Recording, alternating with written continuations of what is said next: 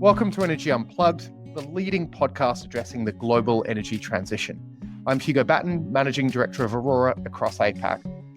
We're delighted today to be joined by Tim Jarratt, Group Executive Market Development and Strategy at Osgrid. Osgrid is the largest distribution network on Australia's East Coast. Tim's had a long and distinguished career in energy. Before Osgrid, he was at National Grid, where he led the strategy team and was the Chief of Staff to the CEO. He's also spent time at Bain, amongst other professional roles, and was at Oxford and Cambridge universities for undergrad and while getting an engineering PhD. This conversation will largely focus on the energy transition in Australia, but we'll jump around a bit given Tim's wealth of experience. Tim, welcome to Energy Unplugged. Thank you. It's great to be here.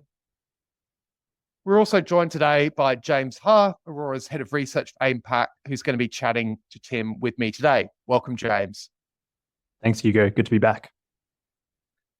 Tim, maybe let's start with Osgrid. So for our international listeners, could you please give a quick overview of Osgrid, the fundamentals of how the business works, the regulated versus non-regulated, and what are some of the major challenges that you see for the business over the next 5 years? Sure. So Osgrid is the largest of the DNSPs or energy electricity distribution companies in the national electricity market. So it's the largest distributor on the Australian East Coast. So what that means is we have about 1.8 million customers, homes and businesses, and that means we're serving about 4 million people with a team of about 3,000 employees. And our patch stretches from kind of South Sydney all the way through Central Coast up to Newcastle and then into the Hunter Valley. So we go all the way through Muswellbrook and Scone and to the edge of the Hunter Valley.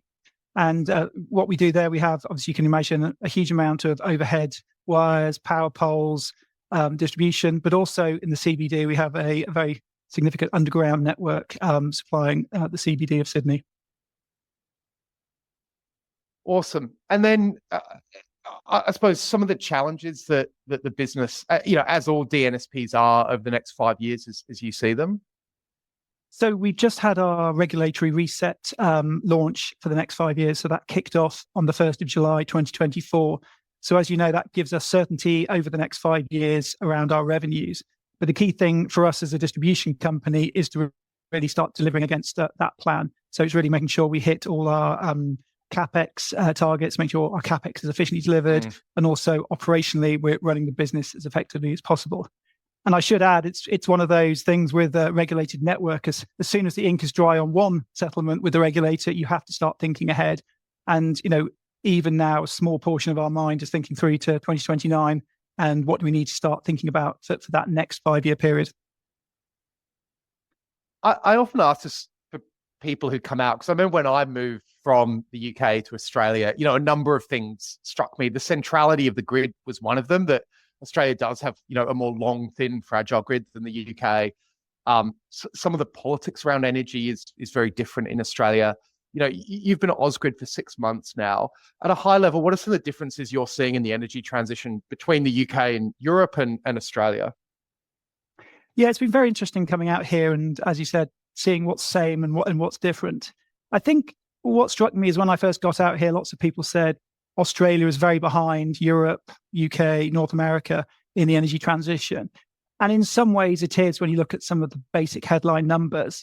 Australia's still got about 60% of its power generated from coal, whereas the UK is about to see the last coal-fired power station taken off the system, if not now, very, very soon, depending on when this comes out.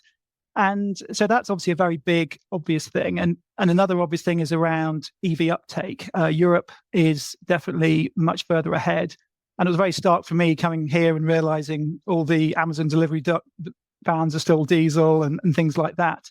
But what I would say is actually Australia is really making great progress in a number of other areas. And I think the most obvious one is you fly into any Australian city and look out the window of the airplane, and the amount of resi solar you see out the window is just amazing. It's kind of world leading in terms of that penetration, as you know, with about a third there or thereabouts of residences with solar on the roof, which is just amazing when you compare it to anywhere else in the world. But I think there's also lots of other interesting things going on, especially thinking around what's happening at the grid edge. And I'm sure we'll touch on it in a minute, but things like network tariffs, community batteries, things like that. So, whereas, you've got to look at things in the round. In some areas, it's maybe not as far progressed as other areas I've seen, but also in other aspects, it's really pushing ahead and leading the way. No, I totally agree, Tim. And when you read those stats about rooftop solar, it is extraordinary. And rooftop solar is the entry point that then, people are encouraged to put batteries and all those kind of things. So completely here on that. Tim, you foreshadowed a few different areas there that we were very much hoping to discuss today because they're topics that seem to be quite central to plans for many distribution networks. Maybe we could start with the electric vehicles, where you mentioned Australia is a little bit behind. Charging infrastructure is going to be quite material, or potentially has the potential to have quite a big impact on the grid. Could you tell listeners a little bit about how Osgrid's thinking through that area, and then we can maybe follow it up with a few other things related to consumer energy resources? Sure. So I think you're right. If you look at sort of the bare statistics, Australia's got about 35 to 1 is the ratio of EVs to kind of public charging facilities, whereas Europe, China is about that ratio is about 10 to 1. So it's quite a way behind in that public charging arena. And we know from studies done in Australia, and I know from my experience at National Grid, that availability of public charging is a key barrier to overcome for EV uptake. It helps people overcome that range anxiety. And at Osgrid, we're looking very much at curbside charging as the area that we think we can best help with. And this is one of those interesting differences between the UK networks, distribution networks, and Australia. In the UK, the distribution networks don't operate the street lights, whereas that's done by the councils, whereas Osgrid actually does maintain and operate the street lights in its patch. And this does actually allow the opportunity for curbside charging to be much more easily realised in a world where you've got the power poles, but also the street lights in the area. And we're looking at rolling out a curbside charging proposition. And we're doing this in conjunction with the other two major networks in New South Wales, Essential Energy and Endeavour Energy. Collectively, we think there's probably need for about 22,500 curbside chargers across the whole of New South Wales. About 11,000 of those would be in the Osgrid patch.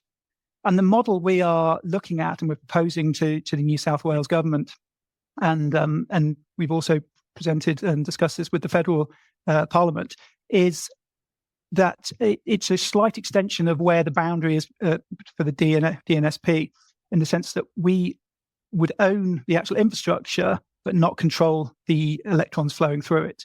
So the idea was you'd have a curbside EV charging connected to a power pole or a streetlight pole, and someone would come up, connect their car to it. There would be a QR code, and that would allow them to choose who they got their power from. So we wouldn't have any relationship in that choice. We would just maintain the box on the pole, which they can connect into.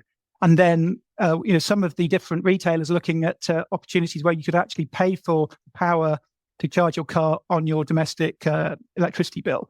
And the reason we think this is a good thing is because about 30% of New South Wales households don't actually have off-street parking.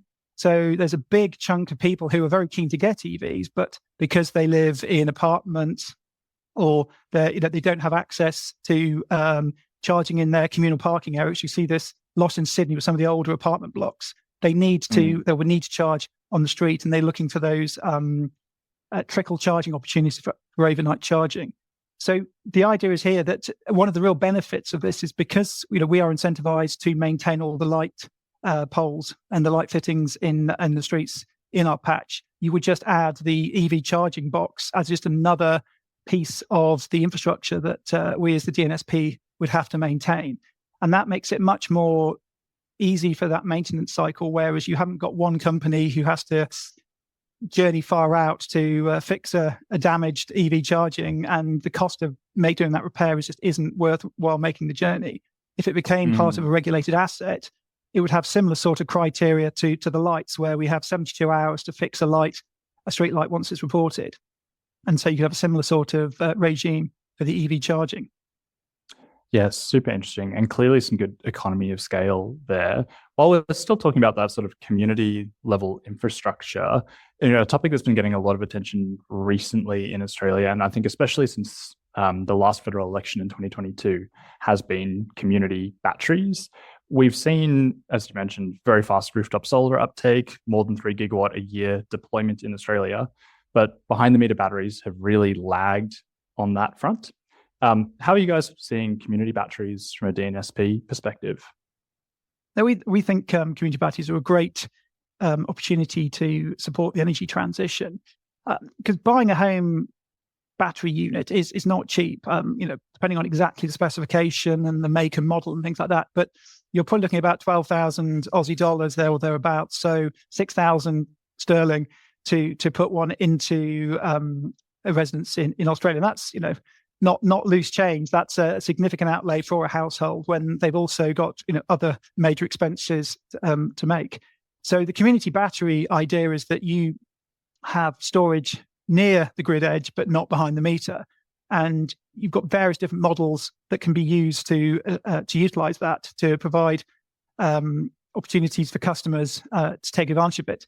And we recently launched a new program called Energy Storage as a Service, which we launched recently when we set up our 9th community battery in Bondi. And the idea here is it's sort of like a warehousing model that different slices of the battery are used by different retailers, and then their customers in the area who may not have access to a battery but could have solar, but they don't have to have solar, can take advantage of the battery to get the better pricing, as it soaks up excess solar during the day and then discharges it during the evening. Maybe we could turn then from the physical infrastructure to the tariff side of the question. Consumer tariffs, particularly for network infrastructure, I think it's been recognized for a while that some of the tariffs that charge per megawatt hour don't necessarily really reflect the impact that consumers have on essentially how much kit we need to build to service peak demand. What are the reforms that you see are coming, or changes to customer tariffs that are going to better align incentives between what customers do and what the needs of the network are? Yeah, I think this is a really interesting difference between the UK and Australia, where the UK, there's not really much discussion about network tariffs, especially for residential customers. Whereas having moved out to Australia, network tariffs, distribution network tariffs are really interesting. A lot of thinking is going into that, and a lot of work has been going on working with community groups and the AER to understand what's possible and to use them as a way to maximize usage of the network and minimize the need for upgrades. And I think one of the really interesting ones that we've just launched as a company this year in the current new regulatory cycle that kicked off on the 1st of July is a two-way solar tariff. So the idea behind this is that if you're looking to export your excess solar during kind of the peak solar generation time, so that's kind of 10 a.m. to 3 p.m., there's a slight network charge for doing so. But if you're able to export in the peak demand time of the day, which is 4 p.m. to 9 p.m., you actually get a much better reward than you would have done previously. And I think this important thing to realize is that these don't get passed directly to customers. These tariffs are what gets applied to the retailer, and it's up to the retailer in how they package them up and pass them on. I should also add that these tariffs currently, they're opt-in for this year, and then they become enforced from next year. And there's also a minimum level of export you can make. So there's a sort of threshold above which it's only above that threshold that you start to get charged. But to give some examples, just to give a kind of hypothetical, say your feed-in tariff was 4 cents kilowatt hour. Between 10 a.m. and 3 p.m., if you're exporting over the threshold, you will get a 1.2 cent charge. So your 4 cent would drop down to 2.8 cent, your feed-in tariff. So you're still getting paid for exporting your excess solar. You're just not getting paid as much as you were previously. Whereas if you were able to export in the evening, that 4 cent feed-in tariff would then be increased by the network kind of rebate or the incentive to export at that time, which is 2.3 cents. So then it goes from 4 cents to 6.3 cents per kilowatt hour. So you can make money. And certainly, our modeling is that the average households, and I appreciate there's no such thing as the average household, but modeling this through is the overall impact for that typical customer with a 5 kilowatt solar array is a net, a slight decrease of $6.60 a year. So we're talking 13 cents a week impact. But from our point of view, what this does in being able to manage the grid at that, the network at that grid edge far more effectively is huge, even though the actual impact on that typical customer is very, very small. And I think it's worth adding, Tim, for context, to your earlier point that because Australia has such high levels of rooftop solar penetration, a number of states are starting to see kind of very negative daytime prices and even negative operational demand. So Australia's at the bleeding edge of managing these rooftop solar challenges. Absolutely. And I think it is going to be there were some very generous tariffs provided to rooftop solar. And I think this is part of the long journey to kind of try and better manage the volumes of rooftop solar we're seeing. So I just think that context is important for our listeners who might not appreciate kind of how big the duck curve actually is in Australia at the moment. I think the duck curve in Australia is probably almost the biggest or the best, depending on how you define the best duck curve, but it's one of the most impressive duck curves in the world, just given that volume, as you say. And when the sun's shining around midday, huge volumes of spilled power. And again, the purpose of doing this is to encourage people to do things, loads they can shift into that middle period of the day. Is it the pool pump? Is it the pool heater? Is it, the washing machine, cooking, whatever it may be? Can you move those domestic loads into that middle part of the day? If you've got an EV, definitely charged up then. It's all that sort of thing. It's those nudges to bring people into it. And I think, there was, when these were announced, there was, a fair bit of negative reaction. And I think, the industry, the networks need to explain it better because it wasn't really understood in that first point. But there was some very interesting people phoning into radio stations saying, I'm going to switch on all my lights and do all my washing at this time to make sure Osgrid doesn't get any more of my, power, which is exactly the sort of reaction we want. We want people to use more power at that peak time to soak up the, that huge volume of solar generation that's kicking in. And presumably, Tim, it doesn't just sharpen the sort of short-term operational decisions of households, but even the longer-term investment. It slightly improves the economics of a home battery, or of situating your solar panels to be west-facing rather than north-facing. Yeah, absolutely. And then as things like vehicle-to-grid become more of a thing, exactly making sure people always plug their car when they get home, even though they don't need to charge it if they're in the vehicle-to-grid space. As you said, west-facing panels becomes very sensible because it means you can still keep generating, especially in the summer, out to sort of 7 o'clock, maybe a little bit later in the evening. Those sort of things become very, very useful.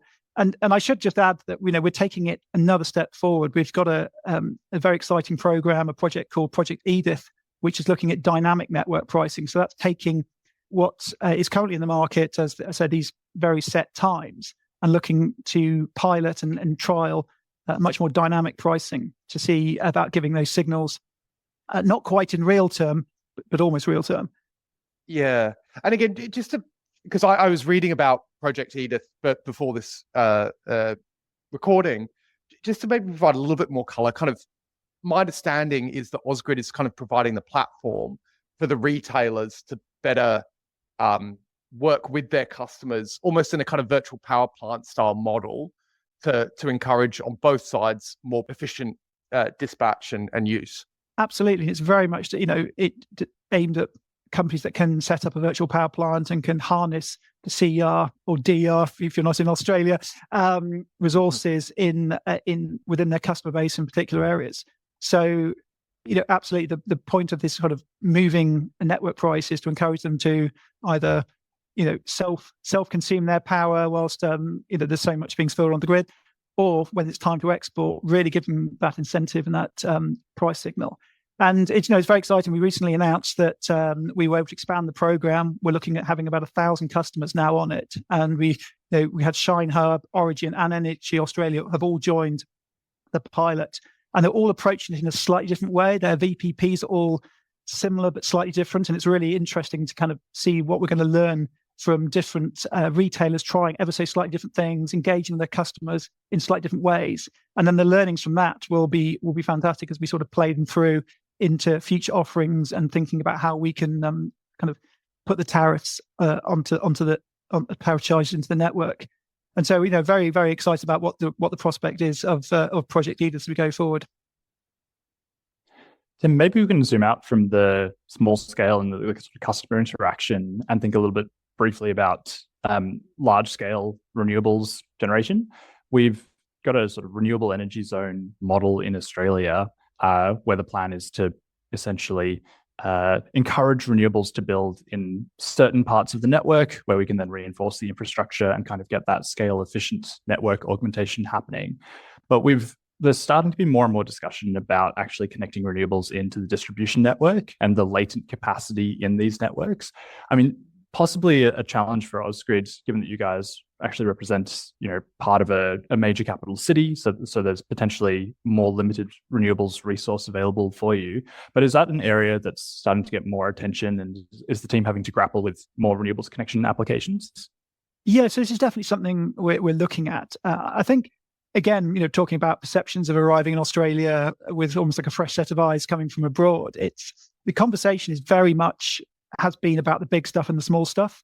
So it's been around residential rooftop solar, as we talked about, but also very big transmission scale renewables, whether it's wind, solar, and there's even discussions in some states around offshore wind. Victoria, in particular, is looking at that, and that's been very much around having to phase out large-scale centralized coal-fired power stations. So how do you replace those transmission level megawatts with something else? So it's been very big and very small, and actually there hasn't been a lot of conversation about what's in the middle.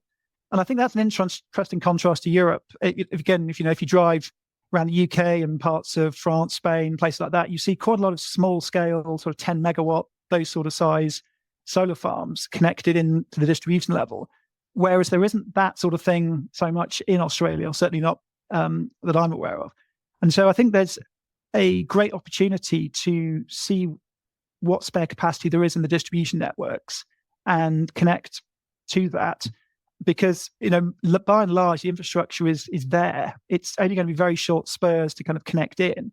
It's not the same impact on requiring the same level of community engagement and things like that you do with the reses. So we believe that you can connect a significant amount of megawatts at probably lower cost, quicker, and with less community impact than some of the reses. Now, that's not to say it's kind of DRES or the kind of transmission res. I think that they'll be very much additive. And the fact that you can move quicker at the DRES level will potentially give you a bit more breathing room to roll out the transmission reses, because some of them are not progressing quite as fast as I think people initially hoped. Yeah, I think that's a good point, especially in the context of fairly aggressive 2030 renewables targets, both for federal and state governments around Australia. The feedback from our clients is always that the grid is top of the list of issues in Australia. So finding spare network capacity, wherever it may be, distribution or transmission, does seem to be quite a high priority. And I think you need to think about the distribution opportunities in almost two camps. They're the sub-trans ones connecting at the very high voltage end, so the 132,000 volt area. So for us, that's where we are in the Hunter Valley and some of the other parts of the Central Coast. But then there's also what happens at the much lower end. So it's connecting at 33 kV, 11 kV, that sort of area. And that's very much where you're trying to aggregate quite a few small things together to create a significant number of megawatts that can either provide power for the load in those particular zones and in areas, or could eventually be exported back up to the higher voltages in the network. And certainly where residential rooftop solar has really gone incredibly fast in Australia, actually a lot of the C&I roof space and a lot of those kind of community buildings aren't fully utilised as they could be. So, we think there is potentially, a lot of opportunity for warehouse roofing, things like that, to become a significant source of power if you're able to overcome the various challenges of, who's the landlord, who's actually renting the building, and things like that, to get to a sensible end space. But there is a lot of potential in that sort of middle ground to introduce significant amounts of generation. And then, of course, if you start putting more load into those areas, then you can have quite a supportive ability to put even more in, because some of the load is soaking up some of the power that's generated in that particular zone. All right, Tim, I might move us along to a separate part of the conversation today, where we want to talk a little bit about investment and costs. There's a lot of money that has been spent on distribution networks in the past, and they're obviously a really important part of the supply chain. For a typical household in the NEM, we're looking at something like 25 to 40% of their bill is usually going towards paying for the distribution network. And I mean, for Osgrid, that share might be a bit lower, something more like 20%, especially given that, it's a suburban and inner city distribution network, and that we've had quite high wholesale cost components to bills in recent years. But I mean, for the sake of the example, let's say about a quarter of consumer bills going towards distribution. We're now moving into a period where, we've just talked about electric vehicles coming. We've talked about wanting to, co-locate renewables with load in the distribution network. We're also potentially going to see a lot more electrification of residential and industrial and commercial gas use in Australia. Does this necessarily imply higher levels of capital expenditure to augment the distribution network, both over the next 5 years, where my understanding is you've already locked in your current regulatory period, but beyond that as well? And if there is going to be a lot of spend to kind of augment the network, can you kind of paint the picture of what that money goes towards? Sure. So I think your kind of approximate numbers are actually very accurate. If you look at the FY25 period and what the Osgrid portion of the average bill is, it's bang on 25% is the distribution portion. And then there's 6%, which is transmission. And that's a little portion of that is us as well at Osgrid. So yes, it's about a quarter to a third of the bill. And in terms of Osgrid, we've actually seen a huge amount of efficiency driven through the business over the last decade. And just to give you some numbers, currently this year our portion of the bill is about the average bill is $689. In FY14, that was $813, and they're nominal numbers. So in nominal terms, our actual number of dollars that is going towards Osgrid is less than it was back in FY14. So over a decade, we've seen a significant improvement in our efficiency and our cost position. So that's just to kind of paint the picture that we've seen a big efficiency drive over that last decade. As we look ahead, obviously, the nature of the grid is changing. And I think there's sort of three big macro forces that we're experiencing and every network that I know of in the world is experiencing. One is clearly electrification and what you were talking about. So that is, electrification of industries that were previously run on molecules, whether it's transport or some industries. Also, you're seeing some very interesting new load coming on, and everyone's getting very excited about data centers. But certainly for us, that's a really interesting issue. Sydney's in the top 10 cities in the world for data center build out from some of the numbers I've seen. And these hyperscale data centers, they're using the same amount of power or similar amounts of power as an aluminium smelter. These are significant loads similar to major industrial complexes. So you've got old industry changing from molecules to electrons, and then you've got new industry or new uses coming in, which are really driving electrification. So that naturally puts upward pressure, especially on peaks, which is how we design the network for. So one of the key things we've got to do is think about how we can try and minimize that peak. The second thing, obviously, is the grid's changing shape. As we discussed earlier, you're getting your sources of power from slightly different places. This is especially true for transmission as you're replacing centralized coal-fired power stations in Australia with wind, solar. And again, they're more dispersed than those centralized power stations. So the grid does need to change shape in order to bring that load in.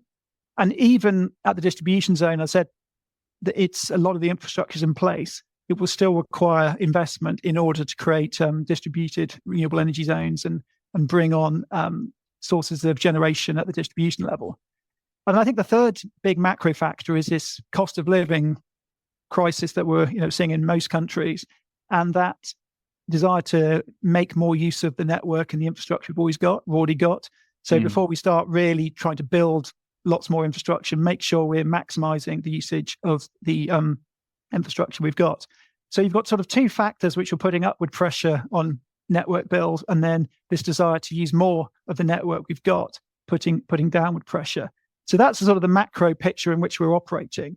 So yes, there will be investment in the grid needed going forward, both kind of replacing old bits of the network, but also connecting new generation, new load. And also we'll need to think a bit more about some of these other assets which will allow us to take non-wire solutions. So very careful location of batteries in the network will help avoid having to build lots more wires and substation reinforcements. And I think the nature of exactly how regulation works needs to people need to think about as well, because Australia is very much focused on capex. That's the way the regulation is set up. Whereas actually to address that third macro trend of using the network you've got more, you need to think about more OpEx and kind of software style solutions.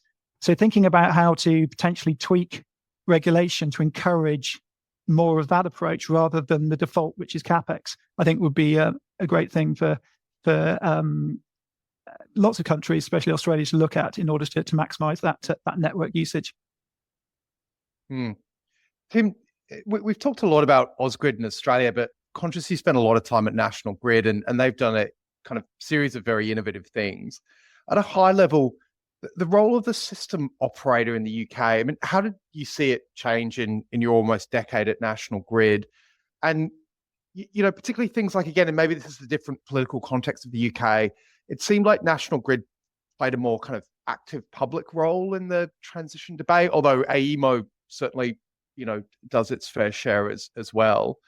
And it seemed like there was a real focus on kind of speed and deliverability in the UK, given the required pace of the energy transition there. I mean, are there any other things that you'd point to that you saw change in your time? So I think there's a few things there. One is obviously you almost got to think about the system operator separate to the rest of National Grid as the kind of network company. So when I started at National Grid, the system operator was an integral part of National Grid transmission within the UK. And obviously over the last 8 years or so when I was there, I saw it moved to be separated, and now it's going to become a completely standalone government-backed entity, NESO, the National System Operator. And so that was a major change for both the company and the UK as a whole in terms of how the system operator has been positioned. I think National Grid also did some other really interesting things while I was there, and I think you touched on one of them. It took a very conscious decision to almost move from the sidelines of the conversation to be a very active participant. I think that's true of networks around the world, especially where there was the breakup of the previously integrated energy companies into generations and kind of gentailers and then the networks. Actually, often the networks just sat on the side, and it was the gentailers who were in the field of play, being very much front and center when of sort of societal sort of grumbling when prices went up and that sort of thing. Whereas actually networks now have to be very much part of the conversation because they're very integral in terms of meeting the transition. And National Grid was very good at spotting that and getting very actively involved. And I think, certainly in my period at National Grid, that was kind of came to fruition with the sponsorship or principal partnership of COP26. That was the real moment for me when I saw National Grid really become a very active voice in the energy transition and the wider debate in the UK.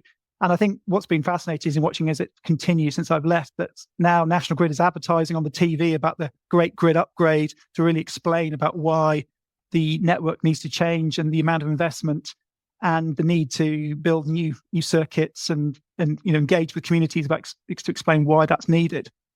Yeah, it's a super interesting one, right? And we're going a bit off piste here, but one of my theories is we just haven't done a good job of explaining the energy transition. I think for a long time it's this idea that renewables are getting cheap, so everything will get cheap, and we didn't talk enough about like how different the system would be. And of course, turning over the entire capital stock in a 20 or 30 year period would have some costs associated with it.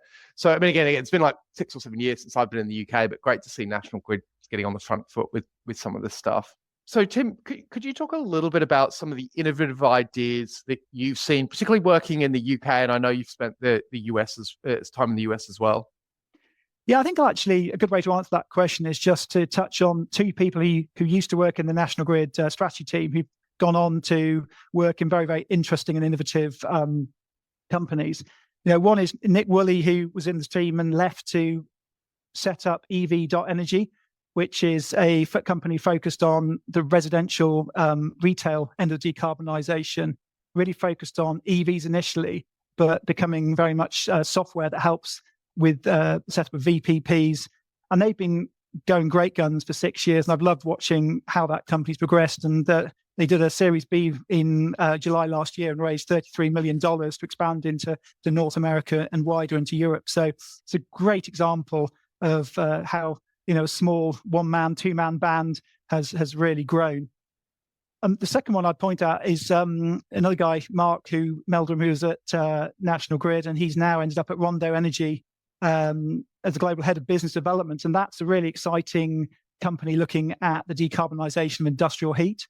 So if you've not come across it, it's very much there to replace gas boilers in industrial processes by using furnace bricks and very large, as they describe it, sort of toaster heater elements to heat up during times where power prices are very, very low. And then they can get up to really, really significant temperatures and then take that heat out of the furnace bricks and either use it as direct heat or use it to create steam or even use it to create electricity. And again, I think it's just such a brilliant mix of old school technologies. Furnace bricks have been around for centuries or millennia, coupled with the cheap electricity you get on the grid to help decarbonize, what were previously seen as really hard to abate sectors. Tim, this has been super interesting. We always finish up with a couple of rapid fire questions, and they're always the same. So the first one, what's one out of consensus view that you have on the energy transition that you think is at odds with, the view of the herd or the general consensus? I suppose it depends who's in the herd. If we're talking about, is it an energy herd or a general public herd? I think I've been quite skeptical about hydrogen, especially being pumped into the home for quite a while, but I think that's a fairly mainstream belief in the energy space now. So I don't think that's too controversial. I think one thing that's been noticeable to me in the last sort of 6, 12, 18 months is actually there's been a lot of negativity in the general press about the energy transition, and people are saying, the number of EVs isn't going up quite as much as people forecast, and there's been some dialing back of forecasts. Volvo recently talked about they were changing their targets for being a fully electric company, and there's a lot of that sort of stuff bubbling along and a bit of sort of negativity. But I think I still remain very positive about the ability to get pretty close to net zero by 2050. It may not be bang on 2050, it may be some point in the following decade, but the amount of exciting innovation you see out there, and I've just seen tiny amounts of it, but really exciting thinking that's going on, and the build up of momentum into the transition that's not always obvious to the general public, but that sort of build up that's going on behind the scenes, I feel very, very confident. And you look back in history at what human societies have achieved when they really get that momentum going over a short number of decades. I remain pretty positive. Yeah, no, totally. And I think in retrospect, it was always going to be a slightly bumpier ride than we thought when you're trying to do this much simultaneously. Second question, who do you read or listen to in the energy space that you think is always good, thought-provoking and relevant to your work in the private sector? Yeah, I try and read kind of a wide range of things and touch on, energy, but also stuff that feeds into the supply chain. I studied material science at university, so I still find a lot of that basic stuff around, where do the kind of the core materials, the raw materials that the transition need come from. Very, very interesting. But just to name a couple of people, I think Rob West at Thunderset Energy is someone, I've known him for an awful long time, and I always try and make time to read his articles because they're always thought-provoking. It's one of those people, you may not agree with everything he says, but you always finish one of his articles with an awful lot more thoughts in your head and questioning some of your own beliefs. And I find it's never a wasted half an hour or so dipping into one of his papers. So he's one person. And then another person I always find very, very useful is Nat Bullard, who used to be at BNEF. He's now out on his own and has a kind of newsletter and does his annual pack talking about the energy transition. And again, I always find his ability Love that annual pack. Yeah, no, the way his ability to really, really clearly get down to a classic sort of one message on a slide that's really thought-provoking and very powerfully shown is just, he's real top drawer in the way he does that. So I find, they're two people I think are great, and I always make the time to look at what they're writing. Two excellent suggestions. I'd second both of those. Tim, we've covered a huge amount in 40 minutes. We're very appreciative of your time. We know how busy you are. So a huge thank you for coming on. Thank you very much for having me. And thank you, James. Thanks, Hugo. That was Hugo Batten, Aurora's Managing Director across APAC, talking to Tim Jarratt, Group Executive Market Development and Strategy at Osgrid. They're also joined by James Ha, Aurora's Head of Research APAC. Thanks for listening to Energy Unplugged. Do keep an eye on our podcast feed for more in-depth conversations with senior members of the energy industry. The best way to do this is to follow or subscribe to the podcast via whatever platform you use.